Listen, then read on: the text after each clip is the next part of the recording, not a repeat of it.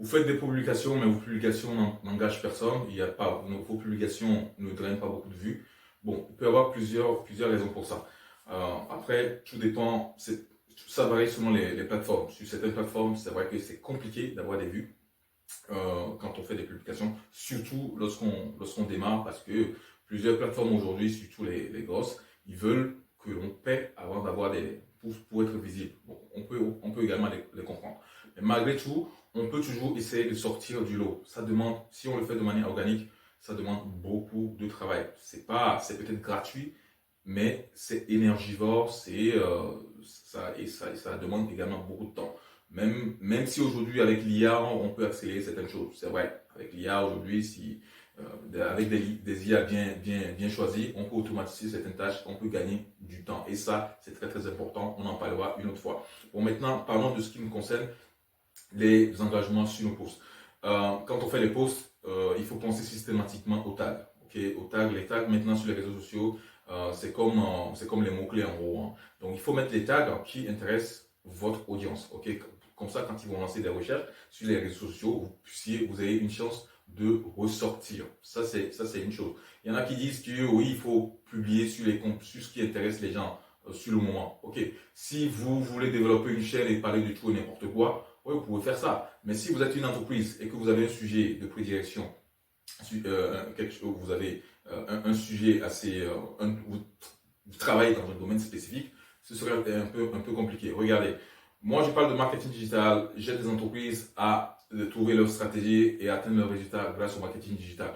Ok, s'il y a par exemple un match de football, quelque chose que tout le monde en parle, à moins que j'ai trouvé une idée cohérente d'utiliser le sujet de football pour parler de mon activité, ça ne sert à rien que j'en parle en fait. Ça ne sert à rien que j'en parle. Donc il faut toujours avoir une cohérence. Donc nous publier, on va pas publier juste pour publier ou pour faire le buzz. On veut publier pour toucher notre audience, pour parler des choses qui intéressent notre audience et pour pouvoir apporter de la valeur. Donc à chaque fois, pensez à cela. Donc oui, les sujets qui intéressent votre audience, ça c'est important. Vous pouvez également faire des recherches par rapport à ça.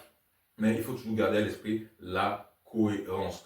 En général, moi, ce que je vous conseille, c'est privilégier les vidéos. Parce que les vidéos drainent un peu plus de monde, un peu plus d'interaction. Donc, privilégier les vidéos. Également, varier les plateformes. Donc, choisissez les plateformes selon votre activité. Parce que, bon, voilà, selon votre activité, peut-être qu'il y a certaines plateformes euh, qui ne sont pas intéressantes pour vous.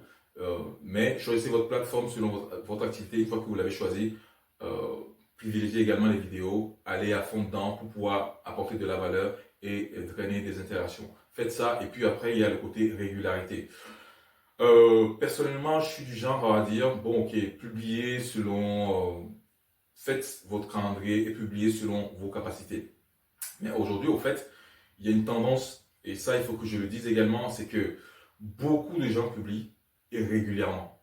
Donc quand vous démarrez votre chaîne, il est plutôt préférable d'être assidu, c'est-à-dire de publier un peu plus souvent. D'accord? Pas 2 fois par semaine, quoi. Non.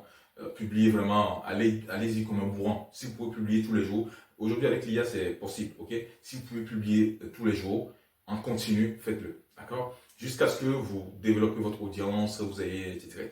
Quand vous avez un certain nombre votre audience a augmenté, etc., et que ça vous convient, là vous pouvez ralentir un peu la cadence et aller à un rythme un peu plus moindre si vous le souhaitez. Sinon, si vous avez mis en place une automatisation qui marche bien, bah, continuez, hein, continuez de faire ce qui marche mieux pour vous et de gagner un peu plus de monde. Ça, c'est ce que j'ai à vous dire pour cette problématique-là. J'espère que je vous ai apporté quelque chose.